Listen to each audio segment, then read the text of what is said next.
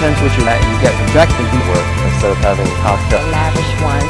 You know, some of the solutions Considered to be the or, even though you set up a neighborhood killed so easily. That's very important. Some startling statistics. More soldiers took their own lives than died in combat during 2012. That's according to the Department of Defense. Now, the Army's suicide rate has now climbed by 9%. So the question remains why. Some families who recently lost members to suicide criticize the military for failing to aggressively shake a culture in which soldiers believe they'll be deemed weak and denied promotion if they seek mental health aid. Joining us now is Navy veteran Robin Andersen, and it is such a pleasure to meet you, and we thank you for sharing your story with us today. Thank you for having me.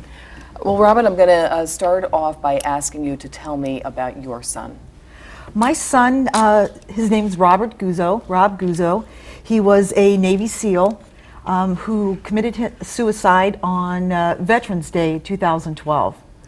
And I know that you were talking about the correlation. We were talking earlier, of course, about PTSD. You said your son suffered from post-traumatic stress disorder. Yes. He was deployed to Iraq, to Ramadi specifically, in 2006, 2007, during a time where Ramadi was extremely violent and very active combat area. And when he returned from deployment, I immediately sensed that there was something drastically different with him. And I just hope that over time in his readjustment process that that would get better, and it didn't. And it's just been a long struggle for him, which ended on Veterans Day. I know that you said that you and your husband are both active or in the military. And so you've seen this type of thing before. Well, I just want to say that he's my ex-husband because he's remarried. We don't want any trouble there. But yes, I am retired Navy. I did 30 years of active duty naval service. His father is a retired Navy SEAL, did over 20 years as a Navy SEAL. So we certainly know the organization, know the Navy process. And with our resources, our connections, our knowledge, we did everything we could to help our son while he was in the Navy and transition into the VA medical system. And yet the outcome was, certainly our worst fear, our worst nightmare is that he took his own life on Veterans Day. And I'll say what a very handsome young man he is. Let me ask you, we've been in war, the U.S. has been in war with World War II, with Korea, with Vietnam. Why are we seeing such a rise in suicides right now? Why would you attribute it to?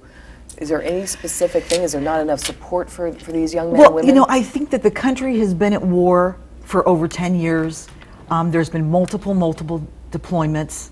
At the same time, we're downsizing our military. And I think that our soldiers and sailors and Marines they're getting worn out. And I think now we're seeing the repercussions of 10 years of war. And unfortunately, I think it's only going to get worse over the next few years. And do you think that there's anything that could have saved your son? I mean, he was a Navy SEAL. They're usually known as some of the toughest in the military. Right, and that's why I'm out trying to spread the word and tell his story, because you hear a lot about the great Navy SEAL stories, getting Bin Laden and Dark 30 and all these wonderful things. But he's not the first Navy SEAL to commit suicide, and you didn't hear about that. So I'm hoping that telling his story, people will say, wow, if this happened to a Navy SEAL, the best of the best, the elite of the elite, it can happen to anybody. Well, and the numbers are so startling. I mean, 22 per day, 22 veterans per day are committing suicide in the U.S. Every 65 minutes, a veteran commits suicide. And of course, last year in 2012, more active duty military committed suicide that were killed in a combat theater. Well, back in the day, you had the veterans homes, and you could go, and there seems to be more support. Do you also see that there's a lack of support? There's a lot of programs that have been started in the last, say, 6 to 8 years in the military services as well as the VA. But they're such huge organizations, and I think to navigate those systems and to get through them and get the help that they need is very difficult, especially when you're dealing with someone who's compromised in their ability to think logically, to concentrate. And then there's also the stigma that's there as they don't want to ask for help because they're afraid it's going to affect their career. Is there any place people can go get help? Is there a place that you can turn them to even read about, Rob's story? There is a Rob Guzzo Memorial page on Facebook, which has been getting a lot of interest, and a lot of folks are putting their stories. And some people are coming forward saying, I'm ashamed to say, but I've been hiding this for so long, and now that I see his story, I'm going to seek the help that I need. Because PTSD, it's important to point out that it affects not only the service member themselves, it affects the whole family. It's a devastating, sometimes invisible injury. They look normal. They don't come back with missing an arm or a leg or massive disfigurement, but they're just as injured, if not more so.